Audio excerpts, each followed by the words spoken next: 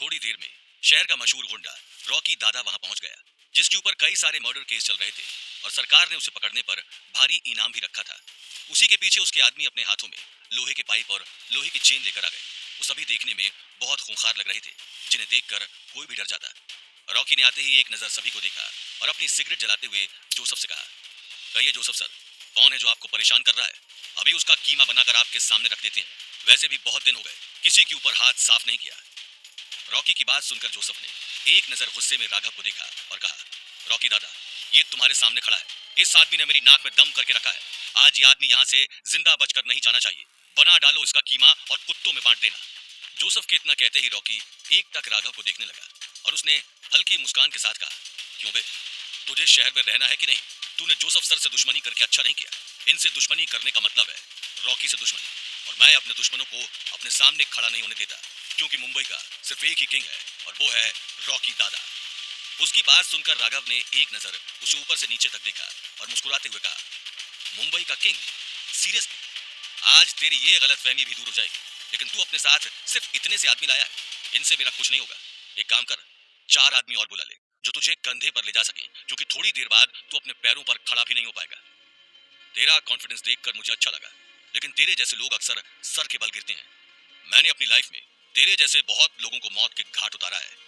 Rocky ने अपनी cigarette का एक कश लिया और एक टक राघव को देखते हुए कहा, तेरा पाला मेरे जैसे लोगों से पड़ा होगा, लेकिन अभी तक मुझसे नहीं पड़ा। राघव ने एक टक रॉकी को देखते हुए कहा। तभी रॉकी के आदमी ने आगे आकर गुस्से में कहा, भाई आप मुझे परमिशन दीजिए, इस 2 पसली वाले आदमी को तो मैं यूं मसल दूंगा, इसकी बहुत जबान चल रही है। इतना कहकर उसने अपने हाथों में पूरी तरह से चेन पहन ली और दूसरे ही पल सभी गुंडे अपने अपने हथियार हाथों में लेकर एक्टिव हो गए और एक टक राघव को देखने लगे। उन सभी को देखकर तानिया बहुत डर गई। उसे राघव की बहुत चिंता हो रही थी, क्योंकि वो अभी पूरी तरह से ठीक नहीं था। तभी उसने उसे समझाते हुए कहा, राघव, छोड़ो इन लफंगों को। मुझे नहीं चाहिए ऐसी वसीयत जिसकी वजह से मुझे तुम्हें खोना पड़े। तुम्हारी हेल्थ अभी ठीक नहीं है, चलो चलते हैं। तानिया, तुम मेरी बिल्कुल चिंता मत करो। तुम अब आराम से मॉम डैड के साथ वहां जाकर बैठ जाओ। मैं इन लोगों को देखता हूँ। राघव ने तानिया को समझाते हुए कहा और मन ही मन सभी गुंडों को देखते हुए आगे कहा, इन गली के गुंडों से लड़ना तो मेरे बाएं हाथ का खेल है। वहीं दूसरी तरफ राघव की बात सुनकर तानिया पीटर और सीरा को लेकर साइड में जाकर खड़ी हो गई। पीटर और सीरा भी उसकी बहुत चिंता करने लगे। वो नहीं चाहते थे कि वसीयत के झंझट में उसे कोई चोट पहुंचे। तभी तानिया ने मन ही मन कहा, गॉड प्लीज राघव की हेल्प करना। उन सभी के जाते ही राघव ने अपना पैर आगे कर मार्शल आर्ट की पोजीशन ले ली और दूसरे ही पल सभी को हल्की मुस्कान के साथ देखने लगा और सभी को देखते हुए उसने कहा, आ जाओ रॉकी के कुत्तों। ये बात सुनते ही रॉकी ने गुस्से में अपने आदमी को इशारा किया और कहा, मार डालो इसे। रॉकी की बात सुनते ही उसका एक मोटा तगड़ा आदमी अपने हाथ में लोहे का पाइप लेकर राघव को मारने के लिए आगे बढ़ा। उसने सीधे राघव के सर पर पाइप मारने की कोशिश की, लेकिन राघव ने बिना समय गंवाए उसके हाथ से पाइप पकड़ लिया और दूसरे ही पल उस आदमी को लात मारकर बहुत दूर धकेल दिया और लोहे के पाइप को जोर जोर से घुमाने लगा। सभी राघव की तरफ हैरानी से देखने लगे। किसी को भी अपनी आंखों पर विश्वास नहीं हो रहा था, क्योंकि इतने मोटे बॉडी बिल्डर को एक झटके में इतना दूर धकेल देना किसी के बस की बात नहीं थी। वहीं तानिया राघव को देखकर कुछ समझ नहीं पा रही थी। उसने एक नजर पीटर और सीरा की तरफ देखा और फिर हैरानी से राघव की तरफ देखने लगी। तभी राघव ने उसे एक नजर देखा और दूसरे ही पल उसे आंख मार दी और तभी तानिया उसे देखकर मुस्कुराने लगी। अपने आदमी की ये हालत देखकर रॉकी की आंखें गुस्से में लाल हो गई थी। उसने सिगरेट को जमीन पर फेंककर गुस्से में अपने आदमियों से कहा, जिंदा मत छोड़ना। उसकी बात सुनते ही सभी लोग हाथों में हथियार लेकर राघव को मारने के लिए दौड़े। राघव ने एक नजर सभी को आते हुए देखा और बिजली की रफ्तार से अपने हाथों में पाइप को घुमाकर मारने लगा और कुछ ही देर में सारे गुंडे जमीन में गिर गए। राघव ने एक नजर उन सभी को देखा और देखकर मुस्कुराने लगा। तभी किसी ने उठकर उसकी पीठ पर पाइप से जोर से वार किया, लेकिन उस वार से उस पर कोई असर नहीं हुआ और उसने घूमकर उस गुंडे को देखा और गुस्से में कहा, पीठ पर वार करने वाले मुझे पसंद नहीं है, बिल्कुल पसंद नहीं है। इतना कहकर उसने एक जोर की लात मारकर उस गुंडे को दरवाजे के बाहर फेंक दिया। जोसेफ और शान उन सभी गुंडों को देखकर डर गए थे। जोसेफ समझ गया था कि राघव को मारने के लिए उसने गुंडे बुलाकर खुद को ही बुरी तरह से फंसा लिया था। वहीं दूसरी तरफ रॉकी अपने सभी आदमियों को देखने लगा। उसे कुछ समझ नहीं आ रहा था। वो समझ गया था कि राघव से लड़ना इतना आसान नहीं था। तभी उसने गुस्से में राघव को देखा और अपने हाथों में लोहे का पाइप लेकर जोर जोर से घुमाने लगा और बिना समय गंवाए उसे मारने के लिए आगे बढ़ा। राघव ने एक नजर उसे अपने पास आते देखा और आगे आकर उसके मुंह पर एक जोरदार पंच मार दिया, जिससे रॉकी के मुंह से बहुत तेज खून बहने लगा। उसका पंच इतनी जोर से पड़ा था कि रॉकी को ठीक से दिखाई भी नहीं दे रहा था। राघव ने एक नजर सभी को जमीन पर कराते हुए देखा और जोसेफ के पास जाकर कहा, और भी ऐसे 2 कौड़ी के गुंडे हों तो बुला लो, ये लोग मेरा कुछ नहीं बिगाड़ सकते। आप इन गली के गुंडों से किसी और को डराना, मैं नहीं डरने वाला। इतना कहकर उसने अपने हाथ में पकड़े हुए पाइप को जोर से जमीन पर दे मारा। उसकी बात सुनकर जोसेफ ने एक नजर शान को देखा। वो राघव को इस तरह लड़ता हुआ देखकर बहुत डर गया था। तभी तान्या ने राघव के पास आकर कहा, तुम ठीक तो हो ना? हाँ, मैं बिल्कुल ठीक हूँ। मुझे तो उस बेचारे रॉकी की चिंता हो रही है, अब उसे यहाँ से लेकर कौन जाएगा? राघव ने तान्या को देखकर हंसते हुए कहा। उसी वक्त रॉकी उठकर अपने हाथों में पाइप लेकर बहुत तेजी से राघव के सर पर मारने के लिए आगे बढ़ा, लेकिन तान्या ने जैसे ही उसे राघव के पास आते हुए देखा, उसने चीख कर कहा, राघव, और उसे धक्का देकर साइड कर दिया। और रॉकी के हाथों का पाइप राघव की जगह सीधे तान्या के सर पर लग गया और दूसरे ही पल उसके सर से बहुत तेज खून बहने लगा। सभी तान्या को देखकर डर गए। पीटर और सीरा घबराते हुए तान्या को संभालने के लिए आगे आए। राघव ने जैसे ही तान्या के सर से खून बहते देखा, वो खुद को संभाल नहीं पाया और उसने दूसरे ही पल रॉकी को गुस्से में देखा और जोर से दहाड़ा, रॉकी! रॉकी उसकी आवाज सुनकर बहुत डर गया। तभी राघव ने उसे उठाकर बहुत दूर धकेल दिया और फिर उसे जोर जोर से पंच मारने लगा। उसके सर पर मानो खून सवार हो गया था। तभी पीटर ने चिल्लाकर कहा, राघव, अभी हमें तान्या को बचाना है, इसके सर से खून नहीं रुक रहा, छोड़ो उसे। राघव ने जैसे ही पीटर की आवाज सुनी, वो दौड़ता हुआ तान्या के पास आ गया और कपड़ा लेकर उसके सर को जोर से बांध दिया। और तान्या को देखते हुए उसने कहा, तान्या, तान्या देखो मेरी तरफ, तुम्हें कुछ नहीं होगा, मैं हूं ना। और उसे उठाकर वो दूसरे ही पल गेट से बाहर निकल गया। राघव के जाने के बाद पीटर ने एक नजर जोसेफ को देखा और गुस्से में कहा, जोसेफ, ये तुमने अच्छा नहीं किया। आज मुझे पता चल गया कि तुम कितने लीचड़ किस्म के आदमी हो, लेकिन तुम्हें इसकी कीमत चुकानी पड़ेगी। मैं तुम्हें छोड़ूंगा नहीं। इतना कहकर वो जल्दी ही सीरा को लेकर वहां से निकल गया। उन दोनों के जाने के बाद जोसेफ को कुछ समझ नहीं आ रहा था, क्योंकि उसकी चाल पूरी तरह से उल्टी पड़ गई थी। वो अपने रास्ते से राघव को हटाना चाहता था, लेकिन इस सब के चलते अब तान्या बुरी तरह से घायल हो गई थी, जिसकी वजह से राघव और पीटर उसे छोड़ने वाले नहीं थे। तभी उसने डरते हुए अपना फोन निकाला और गार्ड्स को फोन कर दिया। यस सर, गार्ड ने तुरंत जवाब दिया, जल्दी से सारे मेन डोर खोल दो। जोसेफ ने अपने सर से पसीना पोंछते हुए कहा, क्या हुआ सर? गार्ड ने जोसेफ की आवाज सुनकर कहा, मैंने तुमसे जितना बोला उतना करो, दरवाजा खोलो। जोसेफ ने गुस्से में चिल्लाते हुए कहा, ओके सर। गार्ड ने घबराते हुए कहा और दूसरे ही पल विला के सारे मेन डोर खोल दिए। वहीं दूसरी तरफ राघव तान्या को अपनी गोद में लेकर सीधे कार की तरफ चला गया और उसे कार में बिठाकर दूसरे ही पल स्पीड में वहां से निकल गया। कार चलाते हुए उसने एक नजर तान्या को देखा और प्यार से कहा, तान्या, तुम चिंता मत करो, बस आंखें खोल कर देखो, मैं तुम्हें कुछ नहीं होने दूंगा, हम लोग थोड़ी देर में हॉस्पिटल पहुंच जाएंगे। उसकी आवाज सुनकर तान्या ने कहा, राघव, मुझे बहुत दर्द हो रहा है। कुछ नहीं होगा तुम्हें, मैं यही हूँ तुम्हारे साथ, तुम चिंता मत करो, हम लोग हॉस्पिटल चल रहे हैं। राघव ने तान्या के सर पर हाथ रखते हुए कहा। ये कहते हुए उसकी आंखों की कोर गीली हो गई और उसने दूसरे ही पल कार की स्पीड और तेज कर दी। थोड़ी ही देर में वो हॉस्पिटल पहुंच गए थे। राघव ने कार को रोककर साइड में लगा दिया और दूसरे ही पल वो तान्या को गोद में लेकर हॉस्पिटल के अंदर चला गया। हॉस्पिटल में जाकर उसने तान्या को कुर्सी में बिठाया और डॉक्टर को ढूंढने लगा, लेकिन उसे हॉस्पिटल में बहुत ही कम लोग दिखाई दे रहे थे। ये देखकर उसे कुछ समझ नहीं आया। तभी उसने गार्ड को रोककर कहा, सुनो, डॉक्टर कहाँ है? मेरी वाइफ की हालत बहुत सीरियस है। गार्ड ने एक नजर तान्या को देखा और राघव को समझाते हुए कहा, सर आपको नहीं पता, इस हॉस्पिटल में सारे डॉक्टर्स बहुत टाइम से स्ट्राइक पर हैं। क्या? राघव ने हैरानी से पूछा। हाँ सर। गार्ड ने राघव को देखते हुए कहा, तो यहाँ दूसरा हॉस्पिटल कहाँ है? राघव ने एक नजर तान्या को देखा और चिंता करते हुए कहा। गार्ड ने तुरंत समझाते हुए कहा, सर दूसरा हॉस्पिटल तो बहुत दूर है और मुझे लगता है वहां तक पहुंचने में कहीं नहीं, ऐसा कुछ नहीं होगा, समझा तू? कुछ नहीं होगा मेरी तान्या को। राघव ने गार्ड का कॉलर पकड़कर उसके ऊपर चिल्लाते हुए कहा। गार्ड की बात सुनकर राघव बहुत डर गया। वहीं तान्या के सर में बहुत तेज दर्द होने लगा और उसने राघव को आवाज लगाते हुए कहा, राघव, राघव, मुझे कुछ दिखाई नहीं दे रहा, मेरे सर में बहुत तेज दर्द हो रहा है। तान्या की आवाज सुनते ही राघव उसके पास चला गया और उसे संभालते हुए कहा, तान्या, तान्या मुझे देखो, लिसन टू मी, तुम्हें कुछ नहीं होगा, अपनी आंखें खोल कर देखो, मैं कुछ करता हूँ। तान्या की हालत धीरे धीरे बिगड़ती जा रही थी। ये देखकर राघव कुछ समझ नहीं पा रहा था। उसे डर था कि कहीं वो तान्या को खो न दे और ये ख्याल आते ही उसकी आंखों से आंसू बहने लगे। तान्या की इस हालत के बाद राघव जोसेफ के साथ क्या करेगा? क्या राघव तान्या को बचा पाएगा? राघव ने जैसे ही गार्ड से सुना कि हॉस्पिटल के सारे डॉक्टर स्ट्राइक पर हैं, वो हैरान रह गया। एक पल के लिए खुद को संभाल नहीं पाया। उसके दिमाग में सिर्फ एक ही बात चल रही थी, इन सब मुसीबतों के बीच वो तान्या को खोना नहीं चाहता था। शहर के दूसरे हॉस्पिटल वहां से बहुत दूर थे और तान्या की हालत धीरे धीरे बहुत खराब होती जा रही थी। राघव ने एक नजर तान्या को देखा और कुछ सोचते हुए दूसरे ही पल गार्ड के पास जाकर कहा, सुनिए, ये इमरजेंसी वार्ड कहाँ पर है? मुझे वहाँ लेकर चलिए, मैं खुद अपनी वाइफ का इलाज करूंगा। इमरजेंसी वार्ड अंदर की साइड है, लेकिन सर वहाँ किसी को जाने की परमिशन नहीं है। डॉक्टर साहब ने किसी को भी वहाँ जाने से मना किया है, गार्ड ने समझाते हुए कहा। उसकी बात सुनकर राघव ने गुस्से में कहा, तुम क्या बेवकूफ हो या अंधे हो?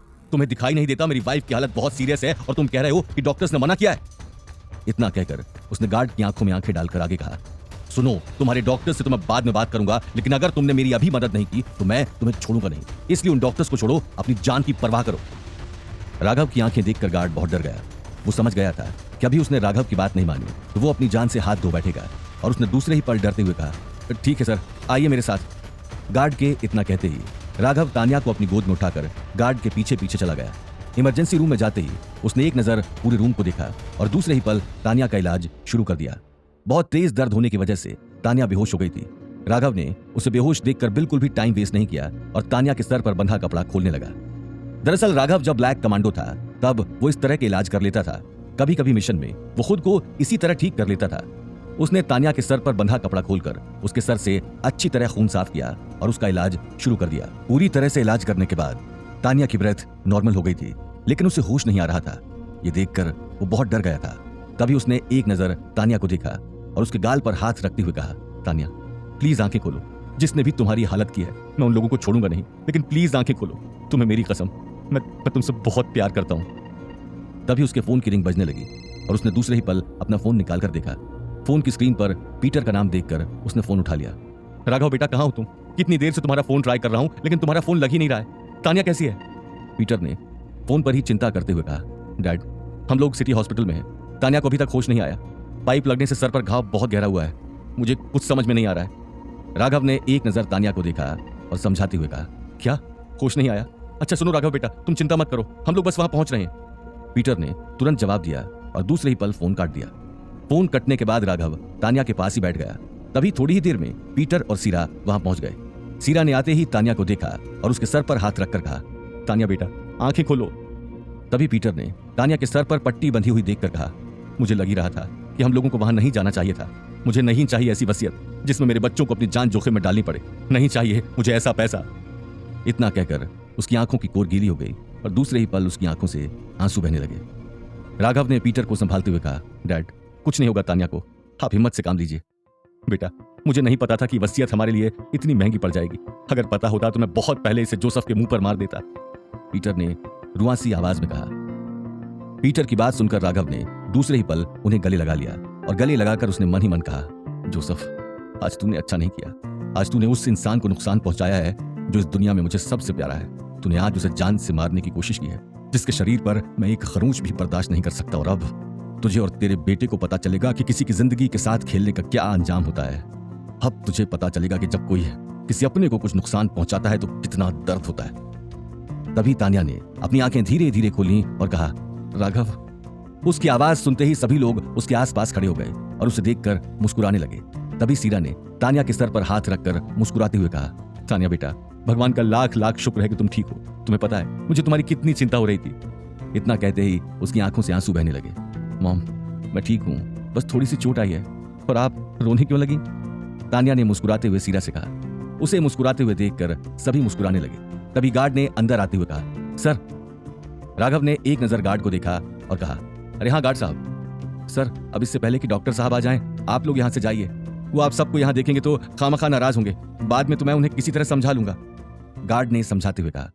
गार्ड की बात सुनते ही तान्या ने हैरानी से कहा, क्या डॉक्टर्स नहीं है? तो मेरा इलाज किसने किया? हाँ हम लोग भी जब अंदर आ रहे थे तो कोई दिखाई नहीं दिया था, मैं भी कुछ समझ नहीं पा रहा था, पीटर ने गार्ड को देखते हुए कहा। सर आप सबको नहीं मालूम, इनका इलाज और किसी ने नहीं, इन्होंने किया है। मैम ये आपसे बहुत प्यार करते हैं, क्योंकि जब से ये आपको लेकर आए थे तब आपकी हालत बहुत सीरियस थी और आपको देखकर ही बहुत परेशान हो गए थे। इन साहब की आंखों में इतनी ज्यादा परेशानी देखकर मुझे इन्हें अंदर लेकर आना ही पड़ा। गार्ड ने एक नजर तान्या को देखा और राघव की तरफ इशारा करते हुए कहा।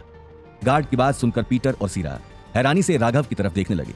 तभी पीटर ने मुस्कुराकर राघव के कंधे पर हाथ रखते हुए कहा, वाह राघव बेटा तुम काबिल हो, ये तो मुझे मालूम था, लेकिन तुम्हारे अंदर इतने सारे हुनर छुपे हैं ये मुझे मालूम नहीं था। आज मुझे लग रहा है कि तान्या को तुमसे बेहतर लड़का मिल ही नहीं सकता। अरे नहीं डैड, ये कोई हुनर नहीं है, मैं तो सिर्फ कोशिश कर रहा था, क्योंकि मैं तान्या से बहुत प्यार करता हूँ, और वैसे भी मैं तान्या को देखकर बहुत डर गया था, बस उसी डर से मुझे जो समझ आया मैंने वो कर दिया, राघव ने समझाकर बात को टालते हुए कहा। राघव की बात सुनकर तान्या उसे देखने लगी।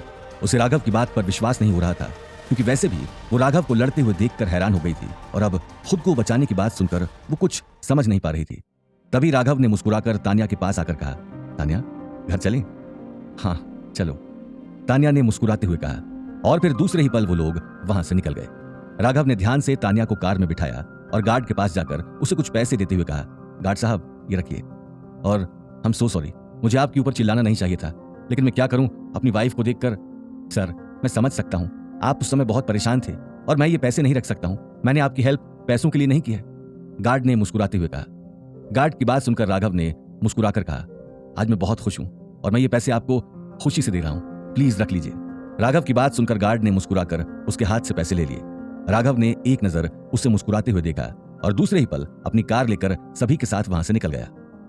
वहीं दूसरी तरफ राघव के जाने के बाद जोसेफ बहुत डर गया था, क्योंकि उसने उस रॉकी को मारते हुए देखा था, मानो उसके सर पर खून सवार हो गया हो। और अब इस बीच तान्या भी बुरी तरह से घायल हो गई थी, उसे इस बात की भी चिंता थी। यही सब सोचते हुए उसने कहा, शिट, सारा प्लान उल्टा पड़ गया, मारना किसको चाहते थे। और इतना कहकर उसने शान के पास आकर कहा, इतने सारे लोग उस राघव का कुछ नहीं बिगाड़ पाए, आखिर किस मिट्टी का बना ये आदमी धीरे धीरे सर का दर्द बनता जा रहा है और अब तान्या का बदला लेने के लिए ये हमारे सर पर तांडव करेगा। डैड, हमें इस आदमी को हल्के में नहीं लेना चाहिए था, मुझे अच्छी तरह मालूम है कि क्या है, एक नंबर का पागल है और कितना भी मारो उसके ऊपर कोई असर नहीं होता।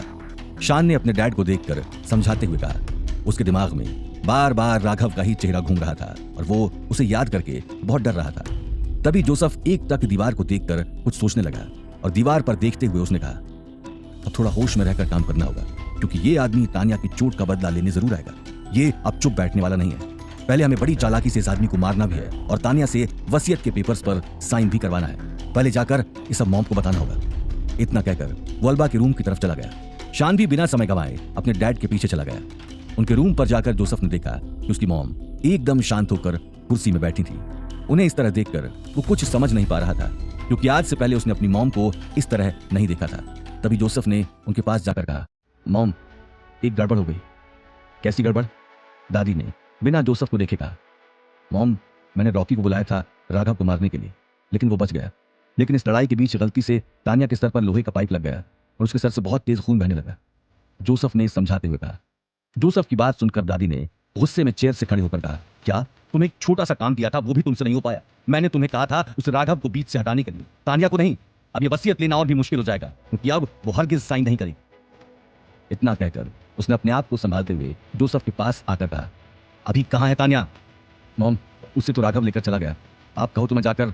जोसेफ ने तुरंत जवाब दिया, नहीं, अब जो हो गया सो हो गया, उसे और बिगाड़ने की कोशिश मत करो, अब मुझे ही कुछ करना होगा।